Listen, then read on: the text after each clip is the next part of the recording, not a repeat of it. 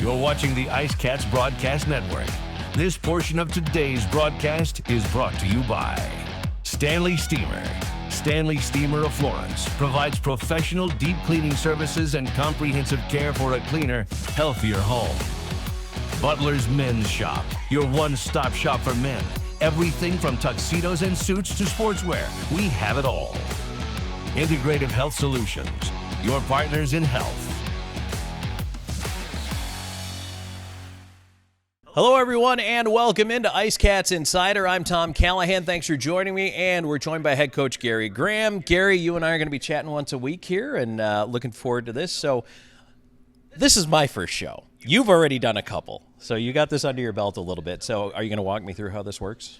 I think that I've looked at your resume, and I think you've done a few of these yourself. So I'm looking forward to having maybe some different questions. Danny did a good job with it, but I'm really looking forward to working with you, Tom. I think your resume speaks for itself. Thanks, Gary. Well, let's talk about your resume.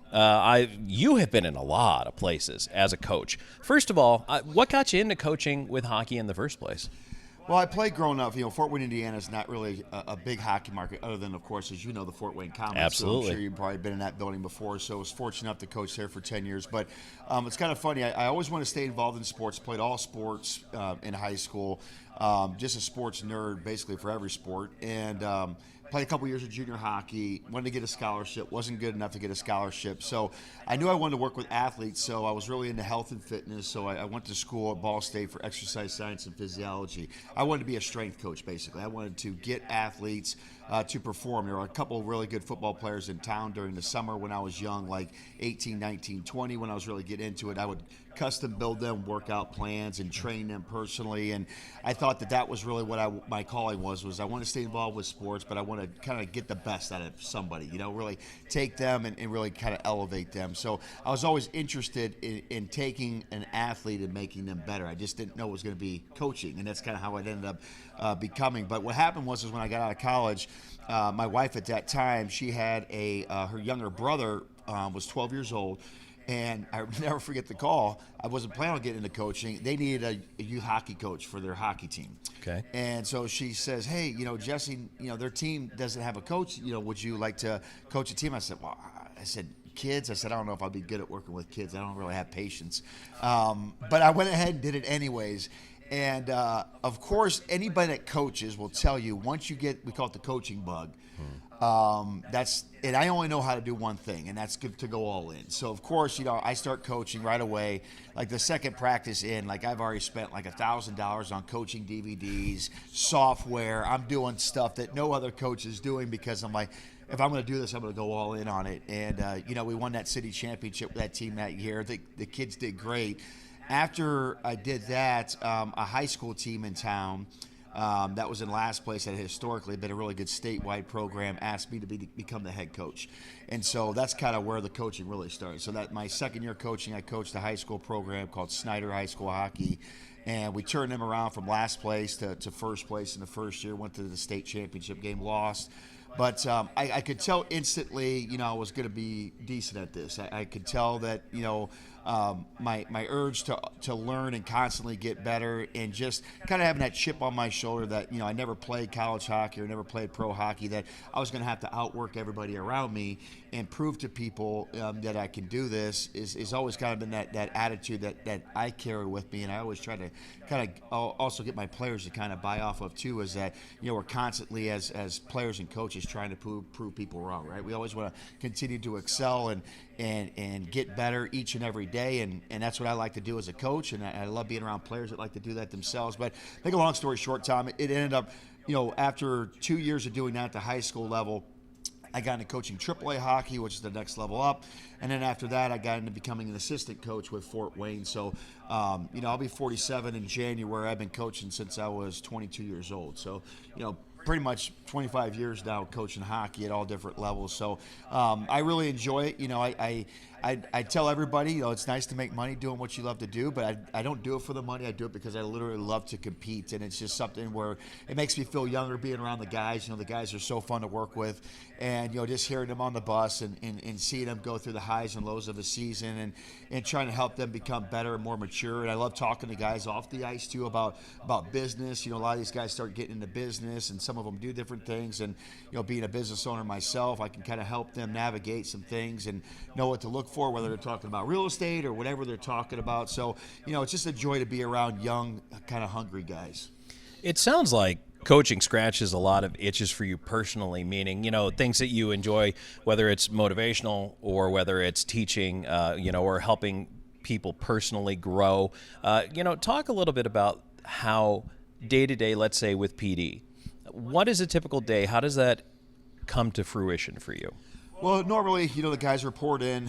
We have a pre-practice meeting most of the time, depending on if we're in Columbia or here. A lot of times, if we're here, we have a chance to do more video work, and that could be reviewing the previous weekend's games, clips with guys.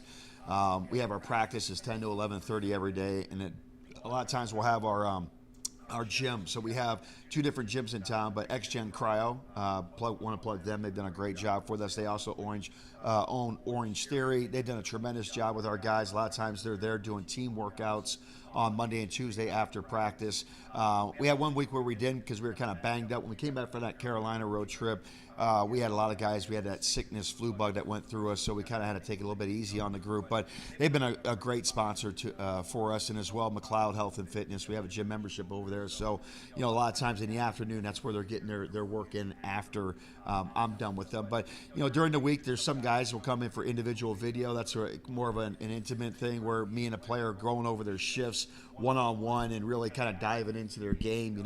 As the season goes, we do more of that. And it's sometimes gets a little difficult because when you're only one coach, you don't have an assistant coach. A lot of times when you have an assistant coach, you can do more individual video because you have another coach that can help do that. But, I try to do my best to try to make myself as available as possible to a player and what he wants to do. So a lot of these guys, because they're pros, they evaluate.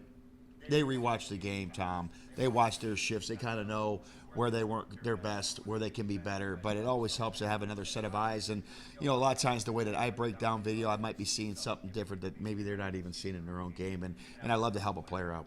Before we get into talking a lot about the X's and O's, I want to talk about the personal training stuff because, let's face it, I've been around the game over 25 years too. When I started, there wasn't as much of an emphasis for a lot of guys. It was, hey, I'm just going to show up, training camp, I'll get into shape, that kind of thing. It's different now. What is today's athlete like, and especially for you, who's someone who's passionate about that, working with them? Well, I think you and I can both attest this because you've been around it just as long as I am. I remember when I first started coaching pro hockey, the older guys, they would show up to training camp in very average shape, and they would use training camp to get into shape. And then the problem with that is especially as you get older, you run into guys getting injuries in training camp. So then You're not even starting with your guys because the coach is trying to get them to a certain point. If their bodies aren't ready to receive that load, you're running into issues right away. The players nowadays, you don't have to worry about that as much with. They're so in tune with their bodies that they really take care of their bodies in the off season with nutrition. They have skills coaches, skating coaches. They really spend a lot of money on taking care of themselves off the ice and on the ice during the off season. So it's something also that I talk to guys when I recruit them during the summertime. Is I always remind everybody, do not come into training camp out of shape, because I tell you, the majority of guys that I'll clip and cut right away is if I see them come in and if it looks like their body looks like they're not in shape, I won't even give them an opportunity to get on the ice sometimes just to make a point. So I don't want to be around guys that don't take their craft seriously. So, health and fitness is a big thing for me. I don't think you should be at this level if you're not really taking care of your body like that. And it's just something I've always believed in. So, and again, like I told you, that's kind of my background going to school for it too, right? And I know how important it is to perform at a high level, to be in shape, not only mentally, but also, physically too as well. So, so I think that's a big component of what we do here is that, we want to give them a good overall experience on the ice, but our facilities off the ice are top notch. And I know that that's going to help us recruit in the future. Okay, recruiting is something I do want to touch on because being a new team, we're going to do that in the next segment. We'll talk about that, I promise. But just to kind of follow on with that, getting guys in, getting them in shape, today's athlete, even this level, it's kind of funny. A lot of folks might remember the PD Pride, East Coast League level.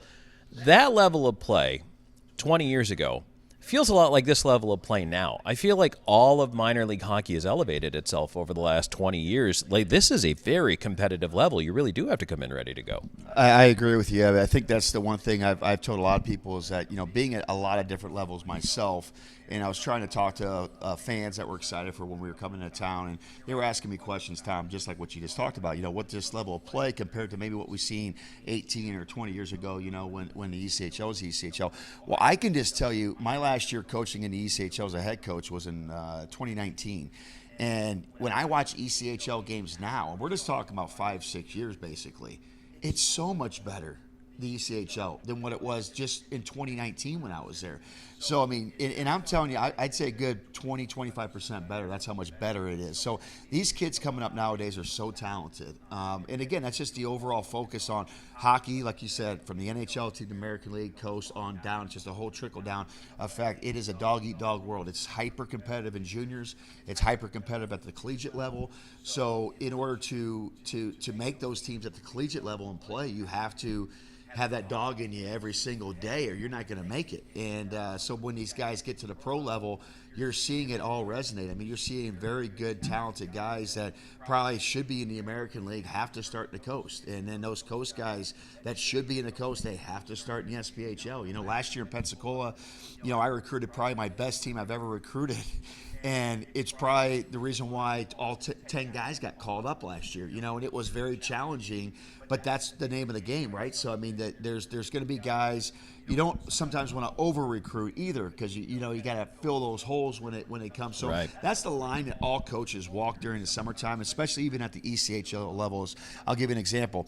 If we're affiliated with the Arizona Coyotes, they'll give me an idea in August, and they'll say, hey, listen, Gary, expect to have 2 goalies, 2 defensemen, and 5 forwards sent down to you at the beginning of the season. Well, if you count on that, okay, and you recruit and build your team off of that, and then all of a sudden they have injuries or something like that right away, and you're sent 1 or 2 guys, it's you that's dealing with that bag, you know what I'm saying? And right. Now all of a sudden you have a roster that's not probably good enough on day one, and now you're behind the 8 ball, you're having to chase players, you're having to call agents, try to find guys that maybe something didn't work out in Europe or something happened, with another team, and you're looking at free agency and the waiver wire and stuff like that. So, that's the challenge at that level. For us at the single A level, whether it's the SPHL or our league, it's the same type of thing. You want to have the best players you could possibly find, but also you want to have players that want to be in PD, right? They don't want to chase all the time every single opportunity that gets thrown at them. That's what we have here, Thomas. We have a really good group of guys, and some of these guys could be at the next level, but what they want to do is they want to play a lot. They want to play in a community. They want to kind of get ingrained in the community and play a big role for a team. And that's what you see with a lot of our guys that frankly could be at the next level, but that want to be here. That's what we want to have. Okay, well, we've got a lot to get to. We're going to talk about recruiting. We're going to talk about really the evolution because college now is important too, and I want to talk about that versus junior and all that. So we're going to get into that in just a moment. We've got more IceCats Insider coming your way. Let me tell you about this new pretzel cheddar club.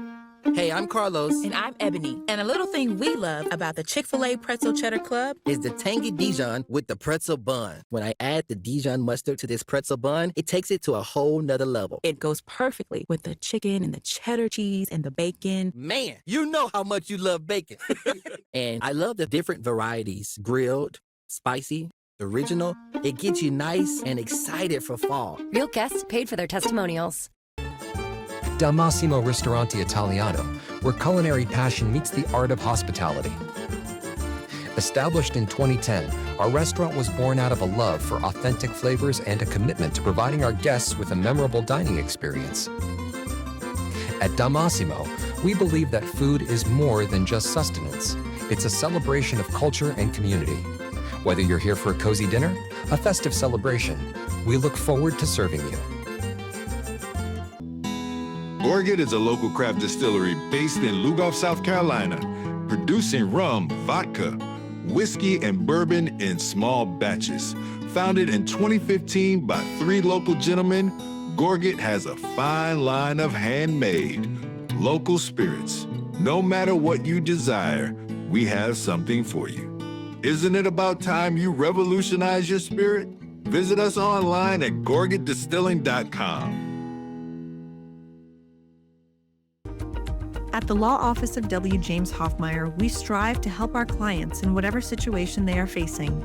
Whether you need help with criminal law, personal injury, or family law, our hard-working team will assist you throughout the process with compassion and integrity. Our goal is to always provide our clients with outstanding representation and advocacy throughout their case. The Law Office of W. James Hoffmeyer, serving South Carolina since 1992. Southco Commercial Curb Appeal is the trusted partner for businesses in Florence and surrounding areas that want to maintain a clean, safe, and attractive commercial properties. With our wide range of services, from sweeping and landscaping to snow and ice treatment, we're here to ensure your property remains in pristine condition all year long. Southco Commercial Curb Appeal. Experience the difference. Known for his integrity, attention to detail, and client-first approach, Sean Austin builds lasting relationships based on trust and results. Whether you're a first-time homebuyer, a seasoned investor, or looking to sell your current home, Sean combines local expertise with strong negotiation skills to deliver a seamless experience from start to finish. Austin and Associates at RE/MAX Professionals. Your next address is just a slap shot away. Go IceCats! You're watching the IceCats Broadcast Network. This portion of today's broadcast is brought to you by Evening Shade Incorporated. Trusted team with over 2 decades of experience. Borgett Distilling Company. Revolutionize your spirit. The Law Office of W. James Hoffmeyer. Serving South Carolina since 1992. Kimbrell's Furniture. Affordable home furnishings. Welcome back into IceCats Insider. Tom Callahan, head coach Gary Graham with you. And don't forget, the next time PD plays at home, it's going to be a little while. But Wednesday of Thanksgiving, we've got our Friendsgiving game. That's against Blue Ridge, 7:15 p.m. And then Saturday, Black Friday, and then Saturday at 7:15 as well against the Columbus River Dragons. We're going to talk about the River Dragons game in a little bit and really the light workload for this team. But I promise talking about recruiting because, Coach, I'm sure a lot of people know, like, these guys just don't show up, right? I mean, you don't have a whole, outside of Michael Kesselring, there's not a lot of guys coming out of Florence, South Carolina. Yeah. What is that process like for you? And talk, if you will, about, college. Now there's the naming rights. Kids can get money by going D1. There's a lot of junior options that have popped up. I mean, how do you comb all that? How do you find guys? Well, the biggest thing for me, that the challenge when I took this job was getting familiar with the player pool, is what we call it as a coach. So each level has different player pools that you're kind of pulling from. So at this level, you can actually bring in, it's a little bit easier to bring in like European guys and stuff like that, as opposed to some of the other leagues in the States. Also, our league is kind of a little bit of an older league, as opposed to kind of rookie driven, like more, I think the SPHL and sometimes the ECHL is too. So just for me, getting a feel for all the teams, it's nice that we've played the majority of teams that we're going to play a lot, right? So we've seen Columbus, the Blue Ridges, the Athens, the Carolinas, like we play them a ton. So now I've had a chance to see them. It's one thing to watch them on film, but now I've had a chance to get my eyes on them. Obviously, seeing Columbus the other night there, I was able to see what their roster is really going to look more like. The first weekend they didn't have Ryan Hunter, one of their best players. They didn't have Chewy Blacksmith, another one of their best players. They had a better roster.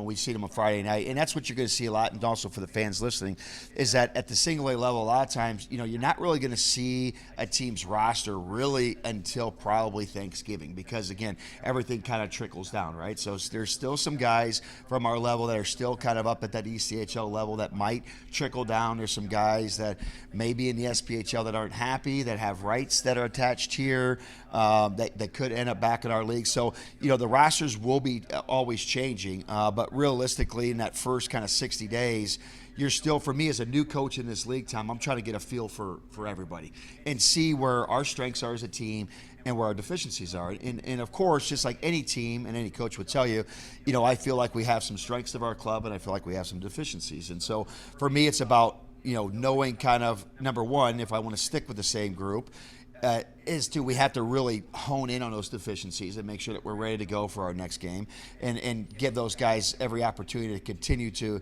prove me right. And that's the biggest thing early on. Is this is a dog eat dog business, as you know. Guys, you're only as good as your next game, right? And that's the whole thing. We don't want to get any complacency in our group. I think, I know we're going to talk more about Columbus, I think, in the next question there. But, recruiting is difficult just in the sense that for me, it's my first year in this league. Now, I'm very comfortable with the guys that we signed. I think Nick Graham, our director of hockey ops, helped me out tremendously. Nick, when you get to know him, he knows a lot about this league. And, he knows, he's been around this league for, probably 10 years. So he knows the players in there. He really helped me out tremendously when I took the job in kind of profiling guys and guys to look for and stuff. We made a lot of trades during the summer, obviously trading, for Jusso and Houston. We traded for Lord. We traded for Eli Rivers. We did a lot of different moves. We picked up Gonzalez in the draft or whatever it was. So, we just did a lot of different moves. Obviously, we inherited Hudson Valley's roster too. So we had to first, for the fans, we had to kind of identify the guys on that roster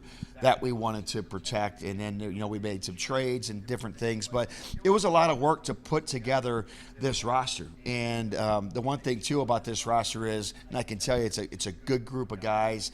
It's a tight-knit group of guys. And, I think the fans are really latching onto that because they've done such a good job of interacting with the fan base and stuff like that. And like we already talked about, Tom, these guys want to be here. And that's, for me as a coach, you want guys that want to be here. A lot of times when you're coaching pro athletes, it's always like, they're half in, half out, I always say. And, you can't win games, meaningful games, if players aren't fully invested in the front of their jersey, what I like to say. If they just care about the back of their jersey and it's more of a me attitude and not a we attitude, you're not going to go far.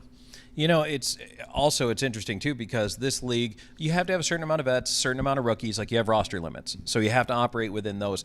The weird thing to me is rookies aren't 20 anymore. They're 25 in a lot of cases, right? Because they do go a little bit longer path to pro hockey than they used to. Yeah, it's like my son right now is a freshman at college and he's 21. A lot of people, when I talk to my friends, they don't get that, and that's when they graduate from college, they're 24, 25. Right. That's the whole thing that makes our sport unique compared to all other sports. And I tell people about this all the time if they don't really understand hockey. Is like, if you're a good basketball player in Florence or something, you going to college as a freshman, you're 18 years old probably, maybe even 17. Hockey players all have to play junior hockey, and some will play their full junior careers. So they're going to play till they're 20, 21 years old, and then they go to college. So, you're looking at, rookies are grown men, and so for me personally, our league, you're looking at Division I talent, you're looking at Division III talent. There's some ACHA, very good D1 club teams now, and that's where the college portal is kind of pushed down talent. ACHA D1 club used to never really be a place that you could really find players, but you take a look at like a guy like TJ Prexler that I feel is a good hockey player that played at a good D1 club team. There's other players in our league too besides TJ Prexler that came from that background.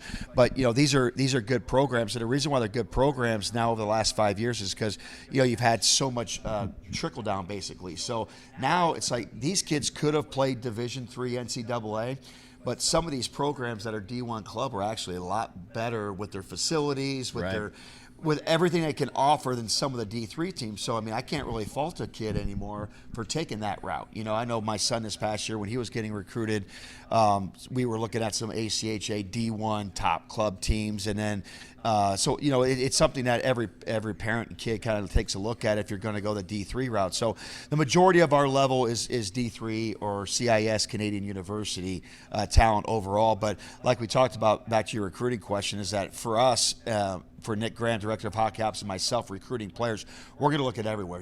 Nick has a really good kind of pool of agents over in Europe, Tom, that he utilizes, that he's built relationships with. I have a lot of agents also from overseas when I was overseas in Nottingham and over in China and Russia and stuff that I use. And so, again, between the two of us, we have a good Rolodex. So that's the other interesting thing, too, is the bringing players in. Some coaches, I won't say a lot of coaches because that's not true. Some coaches want to have more of a North American roster at this level. Yep. They don't really want to reach to Europe or even to the Asian continent as well. But obviously you're not too concerned about that. But what are your challenges you face having such an internationally eclectic roster? Well, I think, just getting them right away when you bring guys in that haven't played North America, you got to get the style of play is different, so a lot of these guys are used to playing on the Olympic ice surface. So there's different systems that they play overseas on the Olympic sheet, North America, it's more what we call a quick to check system where, again, everything is more condensed, everything's tighter. And so you don't have that time and space that you've been accustomed to. So getting them used to their timing, how much time that they have to make plays under pressure, spatial awareness. I think goaltenders can sometimes really struggle, especially when they go from the big sheet to the smaller sheet because things happen. It's like I was a soccer goalie growing up. So it's like when I was an outdoor soccer goalie, you barely see any shots, okay? And, it's obviously the dimensions of the field are way different than an indoor thing. So the angles at which things come in at you are a lot different. Indoor, you got to be so much more aggressive. There's so many more shots coming at you. It's wild. Going from back and forth, it can be challenging. It's the same thing when you're on a big Olympic sheet. It's very easy to keep teams to the outside. So a lot of times for a goaltender, it's pretty easy to see the shots. It's harder also to get to the net front. So like if you're on an Olympic sheet and the players go low to high and the D-men are walking and shooting, well, it's a lot more of a distance from the corner to the net front. So it takes longer for the traffic to get there. So a lot of times the goalies aren't seeing as much chaos in front of their own net too, because of the Olympic sheet and how you can keep people to the outside. So I remember when we were in China, a lot of times in those VHL games, you'd only see both teams get 20, 24 shots on net a game. So, it's a different style of play is my point, Tom. So the biggest thing is we want to get them accustomed to playing the north-south style. A lot of the European guys, they want to go backwards with the puck. They want to slow it down and go backwards because that's what they're used to. We don't want to play like that. So just getting guys to play vertical, fast, predictable hockey, that's the way that we like to play. It's funny. I've already seen that a couple times in the games. Like sometimes on the regroup, you could tell they take – I don't want to call it a lazy loop, but a slower loop back, and it's like, you got 7.5 less feet on each wing here. Yep, there's a time and a place for it, but again, for overall, it's something that we're trying to get our guys to do a little bit more because we have an extremely fast team. Yes. And so we have to understand we're not the biggest team. So like we're getting outsized by teams like Columbus is a lot bigger than us. Athens is bigger than us. So, but I feel like we can outskate those teams too. If we're playing the way that we need to play, So, the other night, and I know we're going to get in that Columbus game, but again, they're a bigger, rangier team, longer sticks, they played a physical brand the other night. They really clogged up the middle of the ice, and we prepared them for that all week. And again, what we decided to do was try to go through that, and we turned pucks over, right? Instead of using our speed like we did the first two games against them and really burning them on the outside and taking advantage of our matchup. So we just didn't use our strengths to our advantage, and that was a big issue for us the other night. And so just getting them to understand our identity. I think the biggest thing when you have a new group of guys is every winning team has an identity. They know what works for them. And the biggest thing as a coach is you try to constantly remind them how we're built, what makes us successful, and to do it over and over and over and over and over again. We don't need to change up squat. We shouldn't really have to worry about what the other team's going to be doing if we're executing our game to the fullest. Absolutely. All right, well, we're going to talk about that Columbus game coming up next. We're also going to look ahead to the next series on the road coming up against Twin City. We'll talk about that and more. IceCats Insider continues. Get ready to savor the flavors of our long-standing family recipes bursting with authenticity and love. Indulge in the vibrant colors and aromas that create a fiesta for your senses with every bite. Your journey through our menu is a delicious adventure guided by tradition and the freshest ingredients Mother Earth has to offer. Come join us at 842 Woody Jones Boulevard in Florence. Order online at margaritasmexicanrestaurants.com. Margaritas. Experience the love in every bite. McLeod Health is committed to helping you obtain a healthy lifestyle and improve your overall health. Medically trained in the areas of fitness and nutrition, we can help you reduce your risk for certain diseases and live a long, healthy life through fitness and wellness programs, community health education, and 2 medically based wellness centers. McLeod Health is with you on your journey to better health. Discover a new you at McLeod Health and Fitness Centers.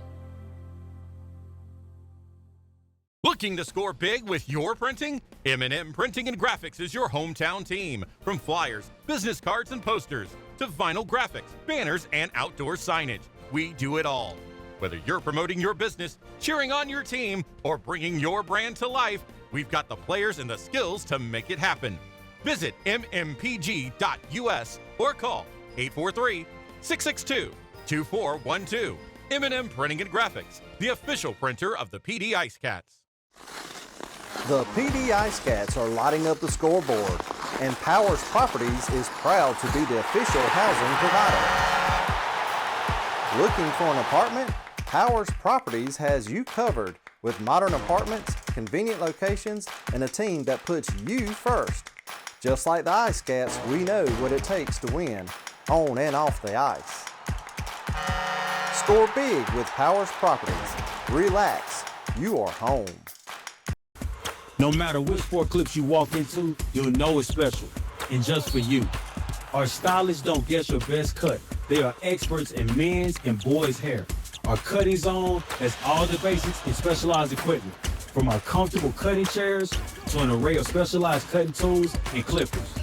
We got you covered. Visit Sport Clips of Florence today, located at 1940 Hoffmeyer Road, Suite D. We are the pros in men's hair. Welcome to Seminar Brewing, where craft beer meets culinary delight. Located at 551 West Lucas Street in the heart of Florence, we offer an unforgettable experience for beer enthusiasts and food lovers alike. Pair your favorite brew with our mouth-watering menu. Our kitchen serves up everything from savory snacks to hearty meals, all crafted to complement our beers perfectly. Seminar Brewing. Taste the difference that local passion makes. You're watching the IceCats Broadcast Network. This portion of today's broadcast is brought to you by McLeod Health and Fitness Center, the wellness leader. Austin and Associates. The right agent can lead the way. Hertz Car Rentals. Smart deals for any destination. Sports Clips Haircuts, the pros in men's and boys' hair. Welcome back on IceCats Insider. Tom Callahan, head coach Gary Graham here with you. And now it's time to take a look, first of all, at the week that was here, Gary. It's been weird, right? You didn't play at all 2 weekends ago now, as people are talking about this. And then last weekend, Friday, one game, and that's it. So kind of a strange week just to begin with. How did you keep the guys prepared on the way into that Friday game? Well, good question. It was by far the most bizarre probably point of any schedule I've ever been a part of, having one game in 2 weeks. But, the guys, it was nice when we went on that break and we didn't have games last weekend, that we played some good hockey before. I think that's the one thing we talked about. You always want to go into a break, whether it's a Christmas break, if you're in the ECHL, they have an all-star break, whatever the kind of break is, you always want to go into it playing good hockey, because the worst thing is you can't really enjoy a break if you're not feeling good about your game and where your team's at. So I really applauded the guys for making sure we played some good hockey before that break. It was challenging because not only did we not have a lot of games, but also we haven't had a lot of ice here at the Florence Center. So that's the other challenge, right? So, and we knew this, right? So we knew November when we built out the calendar, we knew that this could be a challenging month just because of the fact that, the timing, the rhythm that you want to be playing with, especially, again, we're a young team, we're getting to know each other.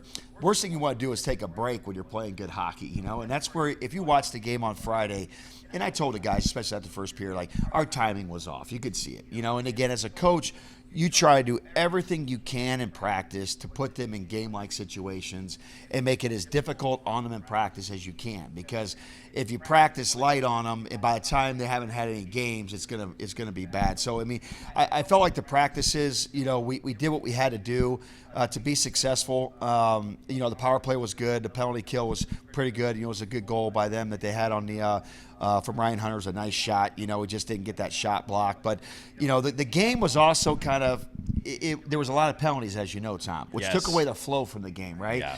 And I think that's the other thing too that was challenging is we have certain guys that play power play, certain guys that play penalty kill, right? And when you don't play the previous weekend, you want to try to get everybody going, right? Because you want to get everybody involved and stuff, and that took away kind of our ability to get kind of the whole team going, all 10 forwards and all 6D and kind of a rhythm. So I think that didn't really help us either, coming off of a weekend of not playing. So, and the other thing too that stinks is, I would have loved to play last night. After you play a game where you don't really execute as well, it would have been great for the team to have a chance to respond last night and kind of get that feel-good sense about, going 1-1 on the weekend. But the schedule is what it is. We got a big Twin City weekend next weekend, and they just won a big game last night against Blue Ridge after not playing great on Friday, and they're really trying to turn that team around. They've made some recent moves that I think are really going to help them. Skidder played great net last night. I was watching that game. So, again, our schedule is the toughest in the league, and we embrace that. We know that, and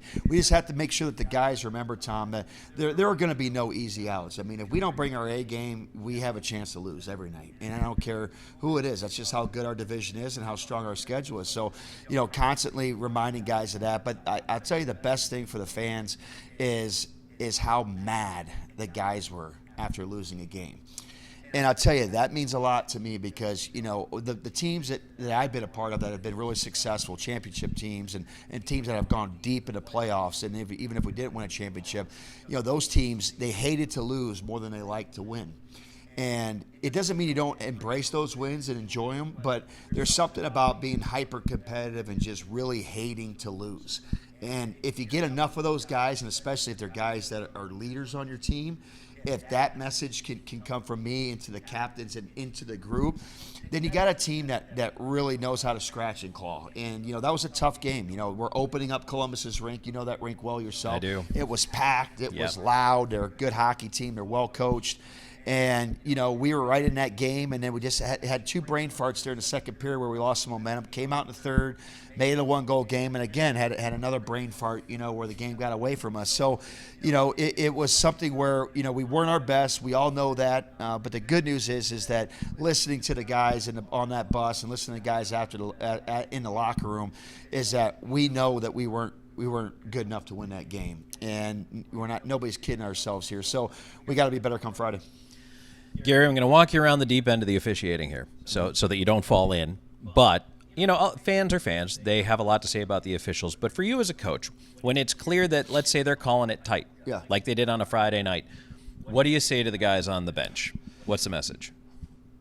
It's a good question. I didn't say anything to them. I just said stay off the refs because, the biggest thing is, and I have been probably the most guilty of this in my career, is I've run hot on referees for years. And over the last few years, I've really tried to, maybe it's just me getting older, but I've really tried to take the temperature down and have more of an open mind towards officials and try to, again, put myself in their shoes, skates, whatever you want to say it. Because, again, I'm not going to be perfect as a coach. Our players aren't going to be perfect, and we cannot expect the referees to be perfect. That's kind of where my mind has been at over the last few years.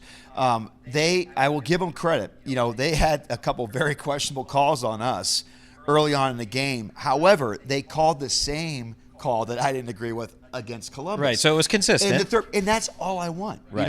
And I've told referees, if you're going to call it tight, you just got to be consistent with it. And the great thing about this league is having a two-referee system. It should be able to work like that because you have somebody behind the play as well as in front, right? So, and again, they're going to miss things, but I do appreciate the fact that they were very consistent with the standard that they set. That's all that I can ask for. Just like my players. I mean, I just ask for consistency. I think that's the biggest thing you can ask for. And then communication. Right. They came over, they communicated with me. I was upset about, some extra seconds that got added on at the end of the first period, I believe, when they drew a power play. And we had it was 10 seconds on the clock. I drew up a play. And afterwards, I said, that was the longest 10 seconds ever felt like. Well, Nick Graham told me that I didn't see it. They added on like another 5 or 6 seconds. So it was actually 15 or 16 seconds. So I wouldn't have said to Houston Wilson to do what I told him to do if I would have known it was that much time left. So right. I just told the refs, I said, listen, if you're going to add seconds on, just please communicate with me. So there was another time in a game when they had to add seconds on. They came over and communicated with me. That's all I can ask for. Yeah, absolutely. And that's, I mean, this is part of, look, at this level, I guess we're all learning, to a certain extent. Listen, respect's a two-way street. It's the same thing with the players. You respect me, I respect you. The referees, it's the same thing. Everybody's going to get heated at times, but the biggest thing that we want to do is we don't want to be on this emotional roller coaster, Tom. I feel like for me personally, when I get hot as a coach, I feel like a lot of times my players will feed off of that, and then they get hot, and then how can I expect their game to be good if they're riding this crazy emotional roller coaster of emotions? So, there's a time and a place for it, but, we're a good enough hockey team where we need to be thinking about, listen, let's be disciplined. Let's not make enemies with these guys because we got a heck of a power play. And we can take advantage of that if we're disciplined and we build good relationships with the referees. And just, we got to deal with bad calls. We got to expect our goaltender and our penalty kill to come up with one for us, and they've been pretty good about that. I actually did think, too, and the Marcinkiewicz twins come to mind, but as far as the discipline to walk away from certain situations where it's real easy to re-engage with somebody, I thought the guys did a good job of that. Well, those two especially have done a great job, and I will tell you, Dustin Gisso has been great in that department because he's had a resume of yes, he has. And everybody knows DJ. That's his new name. If he's watching, we don't call him Jesse no more. It's DJ. That's his new name. Okay. DJ. So call him DJ. Okay, got it. But he's done a great job because, again, he was a guy. He's a feisty competitor, and in Hudson Valley and in previous, maybe in Danbury, he's taken a lot of crap, and so he'll give it back. And he ends up taking a lot of penalties. And had a long conversation with him during the summer about how big of a part that he was going to play in his team. And I don't need him, in the penalty box. We're paying you to score goals and make plays, and I think he's still maybe leading the league in assists. And the goals are going to start coming for him. He's going to keep working hard in practice, and it's going to hit for him here soon. And when it does, he's going to be a player that's just going to catch fire. I can tell you right now, I've had guys like this before that takes him a little bit to get going, but once he gets going, it's gonna rain goals for him, and he's done a great job of being disciplined. I know he took one, I think, but I don't even think that was a call. They called him for embellishment. He got absolutely destroyed by a guy. We thought we were going on the power play. I actually did too. And I'll tell you this, in DJ's defense, like last year, he would have went to the box and took an extra 10 for yelling at the ref. Right. I know for a fact he would have. So it just goes to show you, kudos to him, because I would have been very mad if I was him. And if I put myself in his shoes, because that was a terrible call. It was not the right call. And, it could have been easy for him for that moment to get away from him and bang his stick on the glass or do something maybe he's done in the past and get him some more penalty minutes.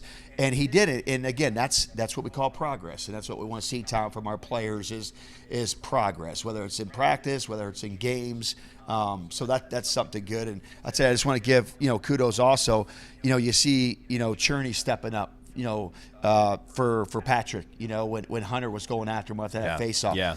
I can't tell you how great that is for our hockey team to see that, because the Twins are going to take a lot of crap because teams are going to try to always get to them, right, and knock them off their game and try to shut them down. And the fact that we had a player get in there right away and step up for them is huge for our team. And so that's actually a big silver lining in a defeat, is that that could be a real moment where the team could really come together and galvanize together and kind of look around the room and say, hey, listen, we're all here for each other. We're all going to back each other up. And so I'm always looking for a silver lining, even in a loss. I believe that's one of them.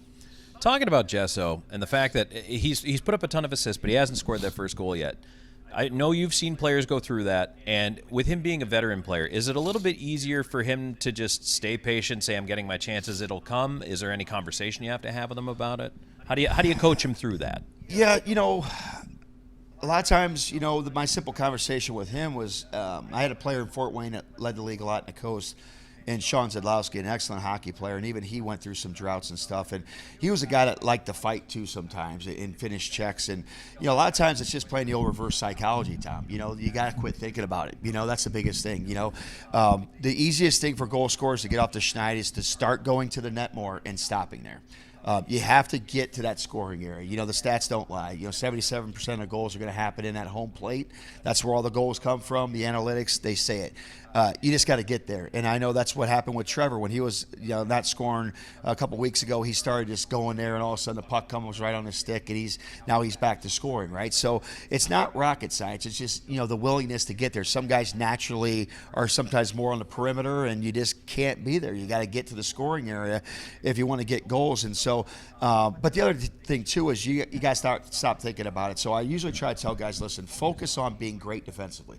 Focus on good stick on puck details. Focus on, focus on coming back to coverage the right way. Focus on blocking shots. Focus on your box outs from the corner. And things like that you can do to kind of trick your brain to focusing on something. And all of a sudden, because you're playing the game the right way without the puck, you have the puck more, okay? And now you're creating offense more. And just by that happening, all of a sudden you're now putting yourself in the driver's seat to now start producing more offensively. So, I'm a big believer. The better you play without the puck, the more you're going to have the puck. And sometimes those guys that want to score, they start doing the opposite. They start cheating and looking for easy offense. And I'm not necessarily saying that's what DJ's doing, but it's just a natural instinct for guys to want to start doing. You start overskating pucks instead of stopping on pucks because they're hoping to get a break to get on that rush. You know what I mean? And so that's what I've seen in my career is when guys go through that. So you just got to kind of slow it down, try to reverse psychology yourself and start thinking about some other things. And it's the attitude too. It's the work you put in practice, and I think if you come out here, Tom, and watch and practice, if we have a pre-practice meeting at 9:45, 22 is usually the one guy that's on the ice out there working on a shot, working on doing things. And, that's great for him to be doing that. He's not cutting corners and, trying to do it the easy way. He's out there putting the extra work in, and that's what you got to do. Well, I mean, that really speaks to trying to assemble a leadership group. Now, beyond recruiting, with a first-year team, trying to get the leadership right, that's got to be another critical element of what you're doing. How did you go about putting your leadership core together? It was tough because we have a lot of guys, that could be wearing letters on this team, a lot of guys. But, we're very comfortable with where we're at with our leadership group. As the season goes on, usually I have another 2 players I'll bring into what I like to call a leadership council group. So those will be guys that don't wear letters, but they're guys that, over the course of me watching the season, they're guys that I feel like are exemplifying certain leadership things that I like to see typically with how they're playing the game. And, those guys, those 2 players I usually bring in, usually around halfway point of the season, they do a good job when I decide who those players are of giving me feedback too on how the leaders are doing, how are the leaders leading, how is so it's always good. You want to see multiple viewpoints, especially as a coach. When you don't have an assistant coach, you really got to lean on guys to get information. You kind of lean on your athletic trainer. What are they hearing behind the scenes? We don't have a full athletic trainer, which is tough, so I can't really get any information. And then we don't really have a full-time equipment guy either, so I can't get their information around the group all the time. So those are usually, as a head coach, the 2 sources that can bring you important things like, hey, listen, I heard Johnny's dog died. Give him a break this week in practice. Like that, you'll hear different things like that from your trainer, equipment guy. They'll hear things because they're in that room a lot more than I am. They're around the players a lot more than I am. So, you always try to build those relationships to kind of keep your ears open for certain things that could be affecting the group. Because the worst thing that happens for me, Tom, is, if a guy, his girlfriend dumped him and he's in the dumps and he's out there and he's having a bad practice, well, I'm not going to let him off the hook. I mean, I'm going to get after him. And so the worst thing is when you get after a guy really hard and then you find out after the fact that he was, blank IT in practice because of probably that reason. You feel, I'm a human, I don't want to beat up a guy that's already down in the dumps like that. In that moment, if I would have known, I would have put my arm around him and say, hey, listen, I know you're dealing with some stuff, but, you got to focus on practice and keep that stuff away from the rink, have a talk like that. But, that's where those resources come into play. So those 2 other, guys kind of that bring in the leadership council, they're always good throughout the season to kind of lean on to as well. We have some very good candidates for that. Well, and that's, more than ever, there's focus on the mental side of the game now. Yeah, for sure. It's a big part of the game. Yeah. Big part of the game. It's something that we never even talked about. It was never even a thought. Right. So, it's just, how it goes. I was raised my son the same way. It's like, never show emotion, never show tears, you just battle through everything. You battle through injury and all this stuff. And, nowadays it's just a lot different. And I think as a coach that's been coaching as long as I have, you have to adapt your style, and because I'm kind of old school, I could be really an aggressive kind of guy in your face and challenge guys, but it works sometimes with certain guys, and sometimes it doesn't work with other guys. You can't do it.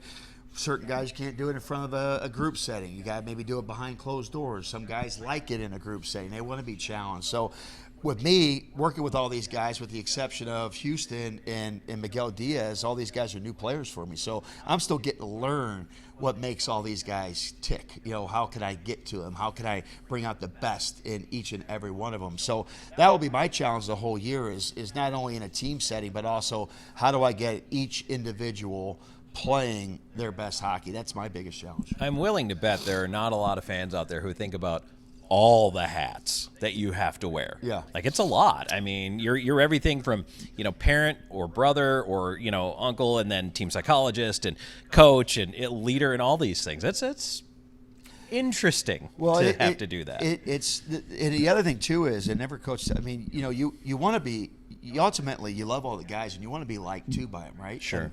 But you can't be. It's not a popularity contest, and you're going to make some guys upset with the decisions, whether it's power play time or they're in the stands or whatever it is. And there's always tough decisions, and if you have a good hockey team, you should always have tough decisions. That means you have depth, and depth is a good thing. So I think that's the other challenge is that. You just know that you're going to upset some people and do some things, and you just got to always do as a coach what you feel in that given situation, that given moment, what's best for the team, and just let the cards play out. Well, that's part of building that trust with the players, right? Yeah. So, yep. I mean, once you have that, then it's a little bit easier to do that. And the other thing, too, is the leadership group, they have to have your back. And I tell captains all the time this, and I learned this from when I was a young assistant coach. Colin Chalk, one of the best captains I've ever been around. He's the head coach in Bakersfield, and I used to pick his brain in Fort Wayne. And, he would always talk about this. It's like, your leadership group, they didn't always agree with the head coach I was working for, NHL Hall of Famer, Fort Wayne Hall of Famer, Al Sims, tremendous coach. They didn't always agree with Al, okay? But, like, what they would tell me behind the scenes is, like, as long as the captains took that message and sold it to the players, then and everybody was on the same page, it worked. And we won a lot of championships in Fort Wayne because of it. You don't have to agree with the coach about the systems. You just have to all buy into it. That's it, And eventually when you become a coach one day and you want to do a different forecheck or you want to do a different thing, you're entitled to do that. But, in this given moment, this is the head coach. This is what he wants to do. It's our job as leaders and captains to sell that message, whether we want to play this style or not, or we want to slow it down and go back and do interchanging regroups like you talked about, and I want to play fast.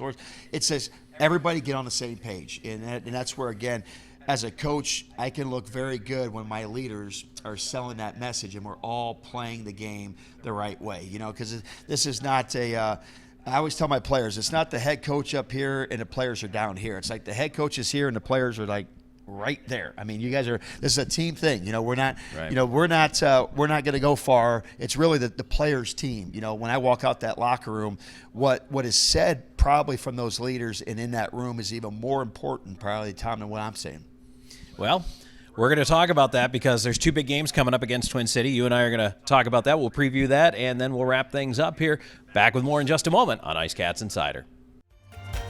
Life happens on your floors, but when dirt, spills, and messes take over, it's time to call the experts. Stanley Steamer of Florence provides a deep cleaning technology that removes dirt and allergens, leaving your floors fresh and spotless. Breathe easier and enjoy a cleaner, healthier home with Stanley Steamer. Call or visit us online today. Stanley Steamer, your home deserves it. For more than 85 years, Tomlinson Sales Company has proudly served customers across South and North Carolina. As a proud partner and the official outlet store of your PD IceCats, stop by to check out exclusive IceCats merchandise, plus an ever-changing inventory that makes Tomlinson a must-stop destination. Visit them at 1309 East Palmetto Street in Florence and discover the PD's hometown store. Tomlinson Sales Company, where great service, trusted brands, and community pride come together. That's Tomlinson Sales Company, 85 years strong and still serving the Carolinas. Welcome to Zapata's, your best choice for authentic Mexican food. Whether you want to stop by for brunch or bring your whole family in for Taco Tuesday, our restaurant offers excellent Mexican cuisine with premium ingredients and artful presentations made by our master chefs. 2 locations to serve you in Florence and in Hartsville. Order online at zapatasrest.com. Pata's Grill Mexican Restaurants. Good food, always fresh. In the heart of Florence, South Carolina, discover Palmetto Smiles, where artistry meets advanced dental care, led by Dr. Brian Sang. Dr. Sang is a highly trained implant and cosmetic dentist dedicated to transforming smiles with advanced techniques. He's committed to continuing education and bringing the latest methods to every patient. At Palmetto Smiles, comprehensive dentistry is under one roof: general care, restorative solutions, TMJ therapy, delivered with compassion. Ready for a healthier, more beautiful smile? Call 843-203-5155 or visit palmettosmiles.com. Dr. Brian Sang and his team can't wait to welcome you. Ding dong. Mountain Dude? The mountain is calling. Give me a mountain, lots to do. Give me the sunshine, give me a dew. Give me something simple and true. All I need is sunshine and that cool, refreshing mountain dew. Yeah, give me the sunshine, give me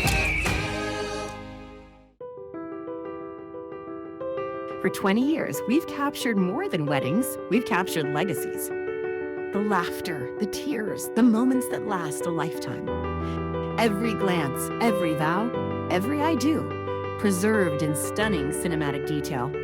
Because your love story deserves more than memories, it deserves to be a film that lives forever. Something to remember wedding productions. 2 decades of love stories, beautifully told. You're watching the IceCats Broadcast Network. This portion of today's broadcast is brought to you by Margarita's Mexican Restaurant, where every dish is a celebration of taste. Tomlinson Sales. Get your Dee IceCat apparel here. 7 locations to serve you. Something to Remember Wedding Productions. 2 decades of love stories, beautifully told. And the official video graphic designer for the Dee IceCats. Back on IceCats Insider to wrap things up. Tom Callahan, head coach Gary Graham here. And Gary, Twin Cities coming up here, a team that has for several years been, one of the top teams in this league. This year, maybe not the start that they wanted, but that doesn't mean that they're not a talented bunch. No, it doesn't mean anything at all. I mean, if there's ever a trap weekend, it could be that if you get hung up on where they're at in the standings right now.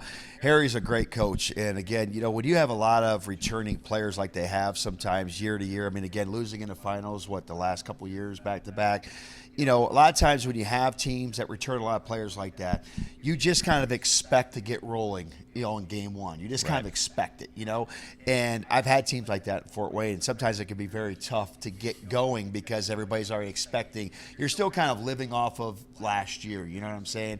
So I've been in that situation before. You can look at their roster and say, man, why is their record this? They got so many of their returners off of a team that lost in the championship last year. People don't get that. They're not coaches. It's not. You have to remanufacture everything, momentum, everything, chemistry, And so they're doing that. Again, they didn't win Friday night. They won Saturday night against a good Blue Ridge team. They made a lot of adjustments from one night to the next night. And again, they have the talent on that team. We played good in there on a Friday night, not so good on a Saturday night. We split with them last time. For them, carrying some momentum into the weekend is going to be big. I know the biggest message that Harry will say, and the biggest issue that they've had this year is their first period starts have not been good. And so they're a good hockey club, but they've been playing from behind the 8 ball a lot in a lot of their games this year. So, for us going on the road, we got to make sure we have a strong start ourselves. We had a strong start in Columbus. That was a big message point for us the other night. And we just got to continue that because, again, they'll have good crowds. They had a great crowd on Saturday night. Now that football's starting to wind down a little bit, they're probably going to have big crowds this weekend. And, again, the fans know that this is going to be a rivalry between us for sure. So I think, they can start marketing that up there in Winston-Salem. I'm sure if they're smart, they're going to start marketing every time we're playing up there as kind of like the new rival, in town right there, as being a rival to the Carolinas. So I'm sure it's going to be both for great hockey markets, especially when they start coming here too. So it'll be a good challenge for us, and we need it. We need to keep challenging our group. We need to have a response after not playing great and have a good week of practice. I imagine the guys are going to be chomping at the bit just to play games at this point. Yeah, absolutely. And we get to go on the road as a team. We're going over there early because we have no ice here. So we're going over, thanks to our awesome ownership. We got the money to spend to go over there. We're going to go over there on Wednesday. So we'll practice there on Wednesday and Thursday, and then we'll have games Friday, Saturday. We got some fun stuff to take the team out and do on Wednesday night. I believe we're doing that. So, we're going to use it as a chance to get on the road and bond.